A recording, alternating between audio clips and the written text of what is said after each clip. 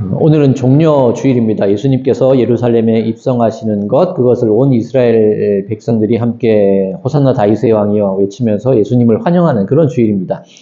그런데 종려 주일, 고난 주일, 어떻게 보면 지난주에 나눈 말씀이 예수님의 고난, 그리고 하나님의 그 아픔, 아들을 낳는 그 고통, 그것을 살펴본 시간이었던 것 같습니다. 그래서 오늘은 이 말씀을, 마가복음 말씀에 집중해서 그런 예수님의 고난과 예수님의 죽음을 우리는 어떤 마음으로 바라봐야 될까? 우리 그리스도인들의 삶은 어떤 모습을 지녀야 될까? 그것을 함께 나누는 시간을 가져보고자 합니다.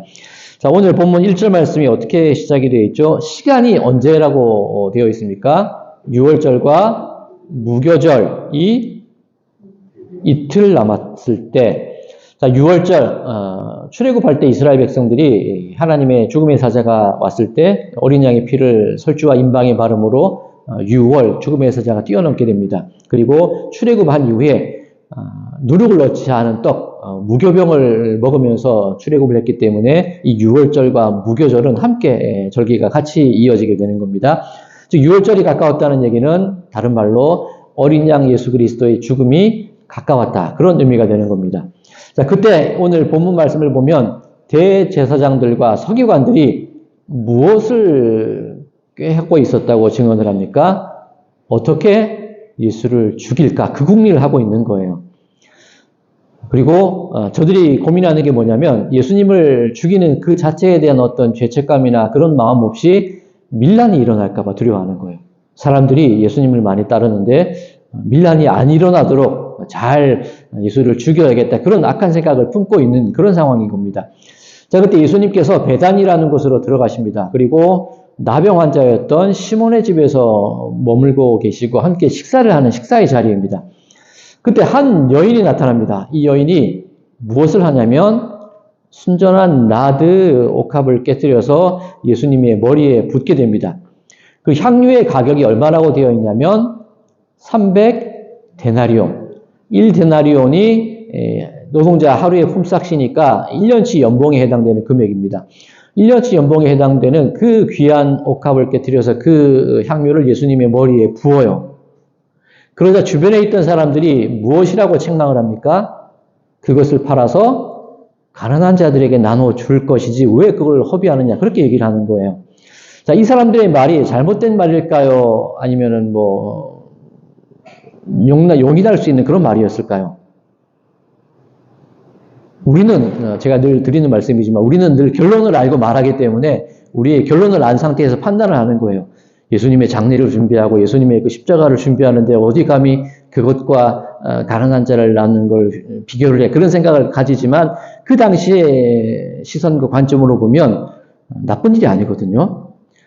지금도 유대인들은 6월절이나 주요한 명절이 되면 가난한 자들에게 구제하는 전통이 있습니다. 즉 6월절에 가난한 자들에게 그 어떤 물건들을 나누거나 음식을 나누거나 구제하는 전통이 있었기 때문에 이 사람들은 그 여인을 비난할 때 왜 그것을 팔아서 300데나리온 되는 값을 가지고 나누지 않았느냐? 저들의 마음 가운데에는 옳은 거예요. 맞는 거예요. 저들의 풍습과 전통과 율법의 기준으로 보면 맞는 얘기를 하는 겁니다. 그런데 예수님께서 말씀하시기를, 오늘 설교의 제목이기도 합니다. 예수님은 무엇이라고 말씀하시죠? 오늘 설교 제목 한번 읽어볼까요? 그가 내게 좋은 일을 하였느니라. 자, 이 여인이 했던 일은 예수님께 어떤 일이라는 거죠? 좋은 일이라는 거예요. 자, 옳은 일과 좋은 일이 있을 때 우리는 어떤 것을 해야 될까? 그런 생각을 하게 됩니다. 우리 지난 금요일 묵상 자료 중에도 그런 표현이 있었습니다. 우리가 기도할 때 아버지께서 무엇을 주신다 그랬죠? 좋은 것으로 주시지 않겠느냐. 그 좋은 것은 하나님이 천지를 창조하실 때 모든 만물을 창조하시고 어떻게 표현을 하고 있죠? 보시기에 심히 좋았더라. 이 좋다는 단어는 하나님의 창조의 기준으로 해서 하나님께서 당신의 창조 활동을 해 가시고 이 세상의 모든 것을 만드시는데 그 모든 것들이 완성되고 완료되었다는 거예요. 그 모든 것들이 하나님께서 원하시는 대로 있을 때 있고 만들어질 것이 만들어지고 행해야 될 것들이 잘 행해졌다는 그 상태가 좋은 것이 의미하는 그런 단어입니다. 즉 예수님께 좋은 것을 행하였다. 자, 옳은 일과 좋은 일이 있는데 옳은 일은 무엇입니까? 그 향유를 팔아서 가난한 자들에게 나누어주는 것이 율법에도 옳고 전통에도 옳은 일입니다. 그런데 지금 예수님께서는 옳은 것과 좋은 것을 비교해서 말씀하시면서 지금은 좋은 것을 생각할 때라는 거예요. 하나님의 구원의 사역이 언제 완성이 되는 겁니까? 예수 그리스도의 십자가의 죽음과 그 보혈로 말미암아서, 그 부활로 말미암아서 우리를 향한 구원의 사역이 완성이 되는 거거든요. 그 완성 이후에 우리들은 그 구원의 날을, 심판의 때를 살아가고 있는 겁니다. 자, 그렇다면 예수님의 기준으로 보면 좋은 것을 행하였다. 하나님의 구원의 그 모든 역사와 구원의 사역을 이루어가는 귀한 하나님의 뜻 가운데 귀한 일을 해가는 것이다. 그렇게 표현을 하고 계시는 겁니다. 탕자가 돌아오기를 기다리는 아버지의 입장에서 옳은 일은 무엇일까요? 아버지가 살아계심에도 불구하고 그 아버지의 유산을 달라는 것은 아버지를 죽은 사람 취급을 하는 겁니다. 그리고 그 유산을 다 탕진을 했죠. 옳은 일을 하자면 그 둘째 아들을 어떻게 해야겠죠? 율법에 따라 돌을 치던 죽이건 그게 옳은 일입니다. 근데 아버지는 옳은 일을 택한 것이 아니라 좋은 일을 택하신 거예요. 그 아들의 생명을 살리는 구원을 위하여서 먼 것, 상고가 먼데 달려나가서 안아버려요. 다른 사람들이 보기 전에, 다른 사람들이 옳은 일을 하기 전에 그 아들을 구원의 마음으로, 사랑의 마음으로 안으시는 거예요.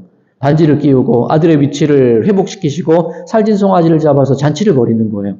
한 생명을 살리는 놀라운 구원의 잔치를 벌이는 것이 아버지의 좋은 마음이라는 겁니다. 마찬가지로 예수님 역시 옳은 일도 옳은 일이지만 가난한 자를 돕고 구제하는 일도 필요한 겁니다. 그런데 지금은 하나님의 구원의 완성이 되기 때문에 좋은 일을 하는 것이 옳다는 거예요. 좋다는 거예요. 자, 그 관점에서 이 여인이 향유 옥합을 깨트립니다. 그 비싼 것을 예수님께 바칩니다. 그동안 보통 우리가 설교로 듣거나 이해해왔던 것은 무엇이죠? 네가 가지고 있는 귀한 거라도 다 바쳐야 돼. 어릴 때 그런 경험 있으신가요? 돼지 저금통 배를 갈라서 막 헌금하신 그런 감동의 순간이 있으신가요? 근데 지금은 그게 아니라는 거예요. 내가 무엇을 행하고 무언가를 하고 헌신을 하는 것이 중요한 것이 아니라 하나님의 구원의 역사 속에서 내가 과연 어떤 위치에 서 있는가를 바라보는 것이 중요하다는 거예요. 예수님의 머리에 기름을 붓습니다. 기름을 붓는다는 것이 어떤 의미가 있을까요? 기름을 붓는다는 것, 장례를 준비할 때 그 장례의 시신에 기름을 바르는 것, 장례의 준비의 의미가 있습니다. 기름을 바른다는 것 또 어떤 의미가 있느냐면 신부가 결혼을 할 때 예물로 준비하는 것이 기름이에요. 자, 그렇다면 이 여인이, 이 여성이 향유를 예수님의 머리에 붓는다는 것은 첫 번째 예수님의 장례를 준비하는 것, 예수님의 구원의 사역을 하나님의 그 좋으심 가운데 이뤄나가는 것을 뜻합니다. 두 번째는 결혼을 하는 거예요. 신랑 되신 예수님과 신부 되는 교회와 성도들의 관계. 이 여인이 결혼 지참금으로, 결혼 필수품으로 혼수로 마련해야 될 그 기름을 쏟아부음으로써 예수님과 교회와 예수님과 성도 사이의 그 언약의 관계, 결혼의 관계가 이루어지는 것을 드러내 보이는 겁니다. 또 하나 구약 성경이나 성경에서 기름을 붓는다는 행위는 어떨 때 기름을 붓게 되죠? 사무엘이 다윗의 머리에 기름을 부음으로써 왕으로 세웁니다. 아론과 그 아이들들이 제사장으로 세움받을 때 기름을 붓습니다.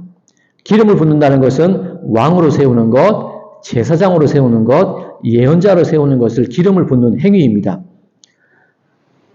우리가 예수님을 그리스도라고 얘기를 합니다. 그리고 메시아라고도 얘기를 합니다. 그러면 그리스도라는 단어의 뜻이 무엇이죠? 메시아라는 단어의 뜻이 무엇이죠? 기름 부음 받은 자라는 의미를 가지고 있습니다. 그런데 성경에 예수님께서 그리스도로 고백되어지고 메시아로 고백되어지는데 기름 부음을 받으시나요? 언제 기름 부음 받으시죠? 바로 지금 받으시는 거예요. 오늘 1절에서 대제사장들과 서기관들이 무엇을 하고 있었죠? 어떻게 하면 죽일까? 제사장의 역할은 머리에 기름을 부어서 왕으로 세우는 것이 제사장의 역할이에요. 그런데 세상의 제사장들은 그 일은 하지 않고 어떻게 하면 밀란이 일어나지 않게 해서 예수님을 잘 죽일까? 그 고민을 하고 있는 거예요. 그런데 이 여인은 예수님 머리에 기름을 부음으로써 메시아, 그리스도 되심에 대한 확증의 고백을 보여주고 있는 겁니다. 세상의 제사장이 아니라 어떻게 보면 이 여인이 제사장이 해야 될 참 역할을 감당하고 있는 거예요. 그러면 이 여인의, 이 여성의 모습은 참다운 제사장 혹은 참다운 제자의 모습, 그것을 비교하면서 보여주는 것이 이 여인이 향유를 붓는 행위에 포함되어 있는 겁니다. 굉장한 행위입니다. 우리가 그동안 얘기해왔던 내가 가지고 있는 귀한 것을 깨뜨려서 바쳐, 이 의미가 아닌 거죠. 예수님이 예수님 되시고 예수님이 그리스도 되시고 예수님이 메시아 되심에 대한 우리 성도들의 확증 어린 고백이 필요하다는 것이 이 여인의 향유를 붓는 사건 속에서 드러나고 있는 겁니다. 자, 그렇다면 우리 그리스도인들은 누구여야 하는가? 그 질문을 이제 이어서 가야 됩니다. 추석만 되면 트는 영화 중에 하나가 있는데 성령의 CIA라는 영화가 있습니다. 혹시 한 번쯤은 보셨을 거예요. 그게 뭐냐면 성령이 그 아프리카 부족, 그 아프리카인 분장을 하고 나오는 그런 영화예요. 어떤 내용이냐면 CIA 요원이었던 성령인데 아프리카에서 어떤 작전을 수행을 합니다. 그런데 CIA 중에 한 명이 배신을 해요. 그래서 모든 그 함께 작전했던 그 사람들 다 죽여버립니다. 성령이 간신히 살아남았는데 기억상실증에 걸려요. 본인이 누군지 모르는 겁니다. 그래서 아프리카 원주민들 사이에서 살아가는 그런 얘기입니다. 그때 성령이 하는 얘기가 뭐냐면 나는 누구냐는 거예요. 기억이 없으니까, 본인에 대한 기억이 없으니까 자신이 누군지를 모르는 거예요. 우리나라에는 성령의 CIA라고 이 제목이 번역되어서 개봉을 했는데 원래 제목은 제키 찬스 Who am I라는 제목입니다. 그러니까 제키 찬이 성령이고 원래 제목이 Who am I예요. 나는 누구인가. 그리고 아프리카 그 주민들이 성령을 뭐라고 부르냐면 Who am I라고 불러요.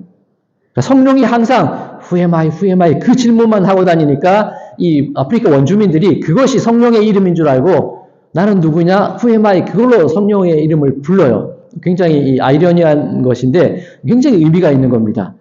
나는 누구일까? 내 스스로에 대한 질문들을 다른 사람들이 던지고 있는 거예요. 자, 그런데 제가 한자를 잘 모르긴 하는데 이 제키 찬스 Who am I라는 그 영화가 원래 개봉되었던 홍콩에서는 제목이 어땠냐면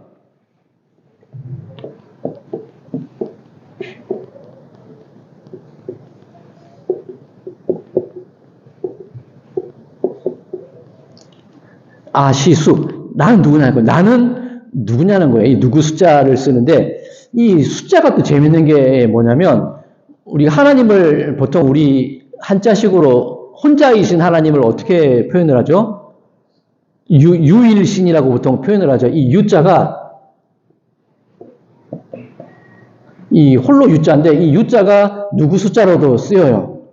또 재밌는 게 뭐냐면 이 입구 변을 제외하고 이게 세 추자를 쓰기도 하는데 이 유일하다는 뜻으로도 쓰이거든요. 그러면 성령이 나는 누구인가라고 스스로 질문을 하고 있을 때 유일한 것을 입으로 고백하는 것이 하나님입니다. 그렇죠? 우리 하나님이 유일하시다는 것을 우리 입으로 시인하고 우리 입으로 고백할 때 그렇죠? 우리 믿음이 증거로 드러나시는 겁니다. 근데 이 나라는 것을 내 존재가 누구냐는 것을 물을 때 이것도 마찬가지예요. 나는 어떻게 보면 이 세상에서 혼자 있는 존재예요. 다른 사람과 같지가 않아요. 그죠? 다른 사람과 같은 사람은 단 한 명도 없어요. 그것을 시인하고 말하고 확증짓는 게 나라는 존재라는 거예요. 자, 이것을 이 한자긴 한데 참 오묘해요. 우리가 하나님을, 한 분이신 하나님을 고백하듯이 우리 역시 내 자신이 누구인가 그것을 내 스스로 고백하는 신앙의 고백이 있을 때 비로소 내가 된다는 거예요. 그러면 향유를 부인 이 여인 같은 경우는 이 여인이 예수님에 대한 올바른 믿음의 고백, 예수님께 좋은 일, 하나님의 구원의 역사를 만들어감을 통하여서 이 여인이 누구인가에 대한 여인됨, 그리스도인됨, 예수님의 제자됨이라는 것이 확증되는데 내가 누구인가 이 말은 내가 하나님 앞에서 하나님을 고백하듯이 하나님과 연결된 내 자신이 어떤 사람인가 하나님 앞에서 내가 누구인가를 내가 고백하게 될 때 그것이 우리 그리스도인들의 신앙의 어떤 뭐라 그러죠? 뭐라 그러죠? 아무튼 찰떡같이 알아들으시면 될 것 같습니다. 그 고백의 순간이 된다는 거예요. 자, 여기서 또 재미있는 것이 있는데 오늘 제가 오른쪽에 있는 보조 자료를 쭉 살펴봐 드렸는데 성경, 마태, 마가, 누가, 요한복음 모두에 이 여인이 향유를 붓는 내용이 다 포함되어 있습니다. 그런데 조금씩 달라요, 그 내용들이. 자, 한번 비교해 볼까요? 마태복음에 보면 마태복음이 있고 마가복음 오늘 본문이죠. 마가복음이 있고 누가복음이 있고 요한복음이 있습니다. 자, 이 여인의 이름에 대해서 한번 살펴볼까요? 마태복음에는 이 여인의 이름이 누구라고 되어 있죠? 마태복음에는 이 여인의 이름이 나와 있지 않죠. 한 여자가, 마태복음에서는 한 여자가라고 표현을 합니다. 오늘 본문 마가복음에는 또 누구라고 되어 있죠? 오늘 본문에도 한 여자가. 누가복음에는 무엇이라고 되어 있습니까? 죄를 지은 한 여자. 죄 지은 한 여자.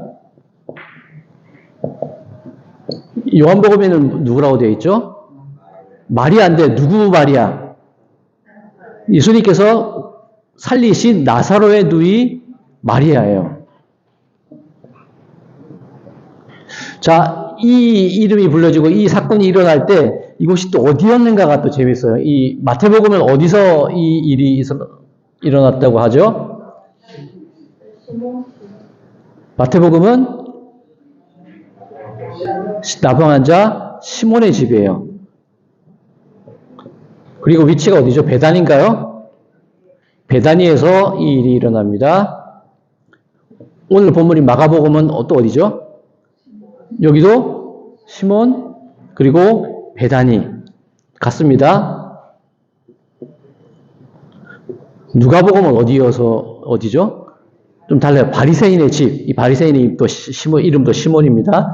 바리새인의 집입니다. 요한복음은 어디서 일이 일어나죠? 역시 베단인데 앞서 말씀드린 것처럼 죽었던 나사로를 살렸으니까 이 나사로의 집이라고 할 수 있겠죠. 자, 그때도 향유를 붓던 이 신체 부위가 또 달라요. 마태복음 어디에 붓죠? 향유를 머리에 부어요. 마가복음 오늘 본문도 머리에 부어요. 이제 누가복음보다 좀 다르게 나오는데 누가복음 어디에 붓죠? 발에 붓고 요한복음도 발에 붓습니다.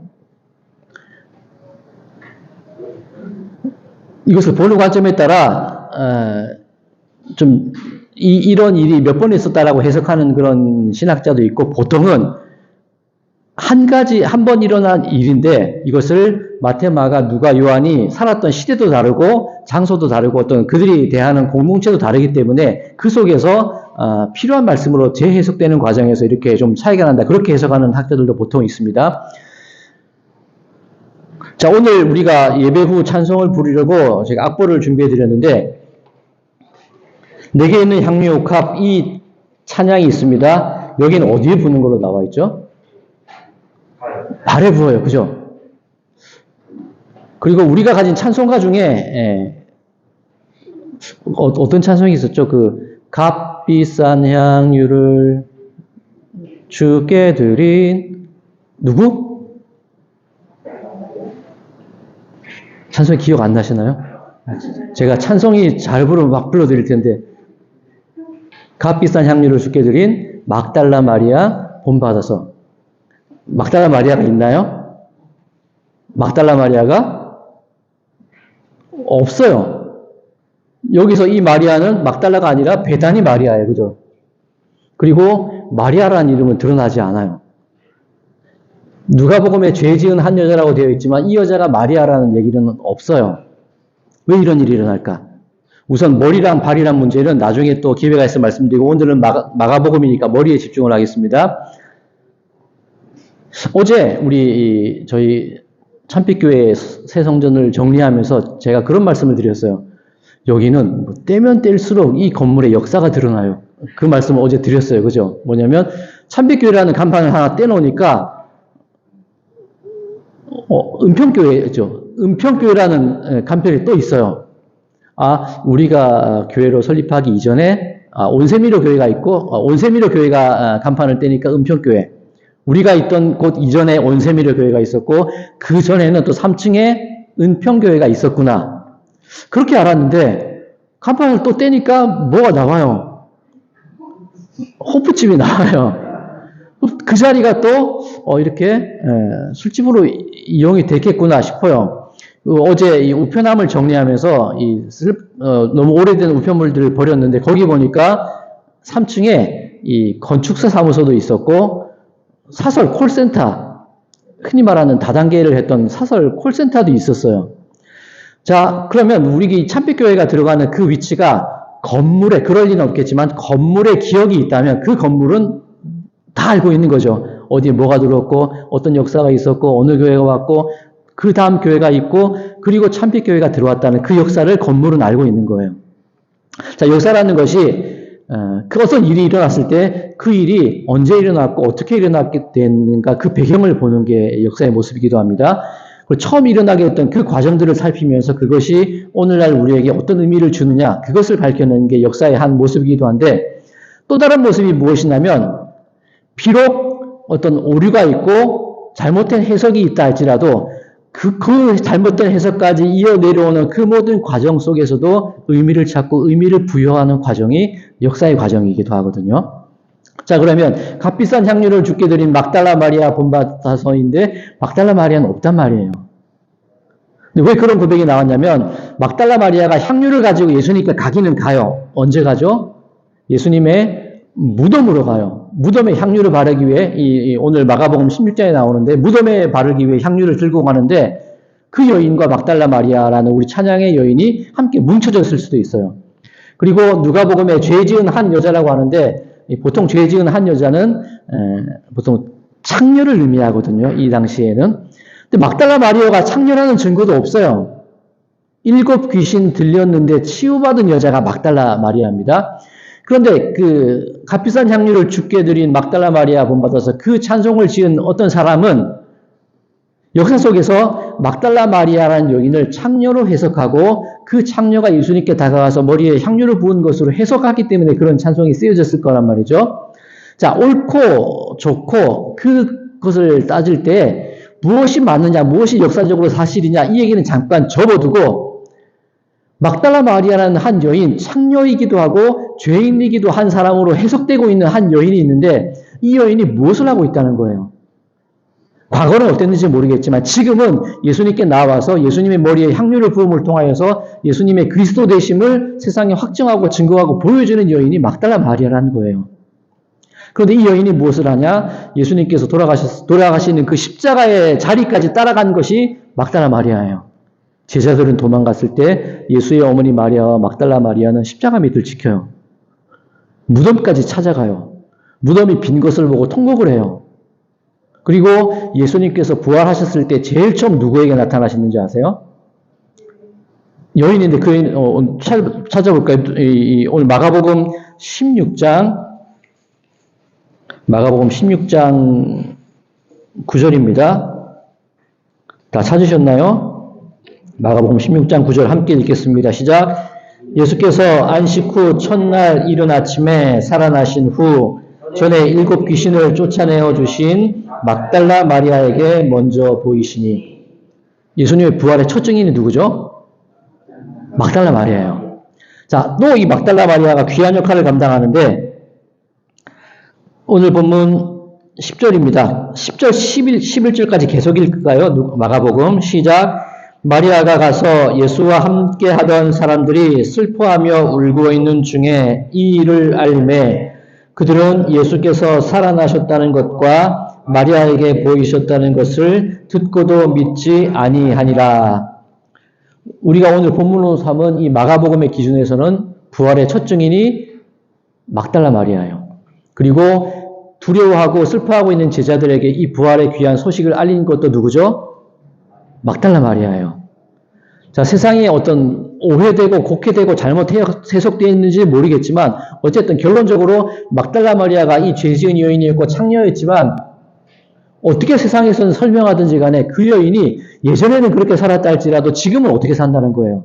예수님의 부활의 첫 증인이 되고 슬퍼하는 제자들에게 찾아가서 그 부활을 선언하고 알리는 역할을 한다는 거예요.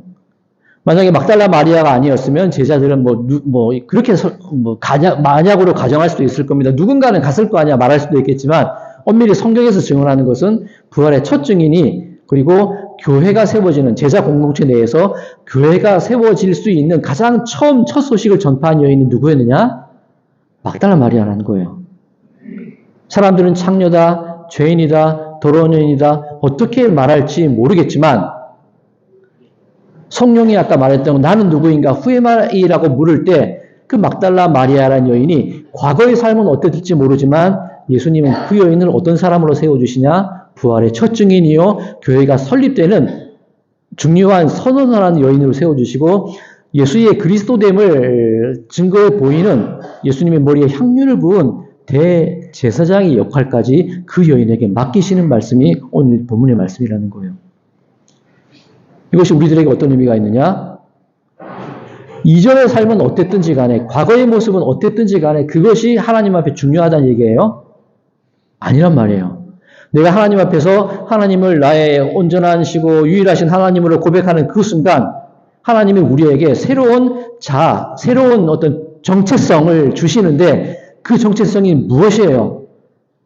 예수의 부활을 고백하고 예수님의 그리스도됨을 고백을 하고 그것을 세상에 알리는 존재로 우리들의 정체성을 새롭게 바꿔주시고 새롭게 살려주시고 새로운 생명을 주신 것이 우리들의 모습이라는 거예요. 자, 그러면 우리는 고민을 해야 됩니다. 교회 내에서 헌신하고 봉사하는 모습 중요합니다.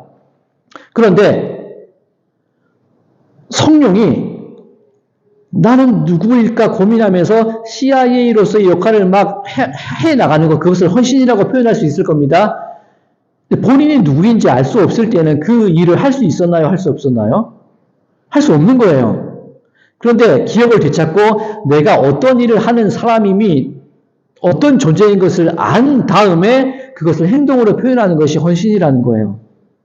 교회 내에서도 우리들 역시 내가 교회 내에서 무언가를 열심히 하고 무언가를 행하는 것이 있는데 그 일이 내가 누구인지에 대한 명확한 나의 정체성이 세워지지 않은 상태에서 헌신하고 열심히 한다 한들 그것이 무슨 소용이 있겠냐는 거예요. 그러면 우리 그리스도인들에게 가장 중요한 것이 무엇이냐? 하나님 앞에 나는 누구일까? 그것을 깨닫고 그 정체성을 깨달은 이후에 행해 나가는 믿음의 과정이 더 중요하다는 거겠죠. 그러면 우리가 해야 될 옳은 일과 좋은 일 속에서 우리가 해야 될 좋은 일은 어떤 일입니까? 하나님 앞에 나는 예전에는 죄인이요 어떤 모습으로 살았든지 간에 하나님은 그런 나를 지금 이 자리로 이끌어 주신 이 하나님의 은혜로 말미암아 살아난 사람입니다. 그 정체성에 대한 고백과 그 정체성에 대한 분명한 인식이 있고 그 이후로부터 하는 일들이 우리로부터 나오는 일들이 옳은 일이 될 수 있다는 거예요. 사랑하는 성도 여러분들, 과거에 우리가 어떻게 살았든지 간에 어떤 상처가 있었든지 간에 어떤 아픔이 있었든지 간에 그것이 중요한 것이 아니라 하나님은 지금 나를 어떻게 세워주셨느냐?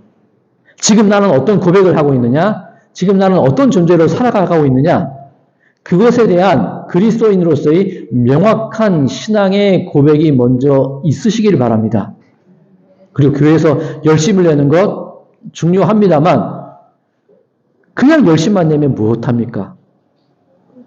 명확한 자기 인식 속에서 내가 하나님의 자녀라는 명확한 신앙의 고백 속에서 열심을 낼 때에 그 열심이 교회의 덕이 되고 교회를 세우는 일이 될 줄로 믿습니다. 바라기 이곳에 계신 모든 분들 이번 고난주간을 보내시면서 성금요일을 보내시면서 내가 누구인가 한번 생각해 보시고 돌이켜 보시는 시간이 되시기 바랍니다. 이런 나를 하나님이 살려주셨지 이런 나임에도 불구하고 예수님께서 부활하셨듯이 그 죽음의 자리에서 이끌어낸 사람이 바로 나구나. 그것만 우리가 이 고난 주간 내에 그것을 인정하고 고백하고 내 마음으로 확증할 수 있다면 그것이 올해 우리들의 고난 주간과 성금요일 정말 값지고 귀한 일이 될 줄로 믿습니다. 나는 누구인가? Who am I? 하나님 앞에 죽었던 나를 이끌어서 이 자리에까지 인도하여 주신 그 하나님의 은혜에 감사하고 그 은혜를 받은 사람이 나입니다. 그 생각을 가지시고 감사함으로 살아나가시는 이 한 주가 되시기를 주님의 이름으로 간절히 축원드립니다.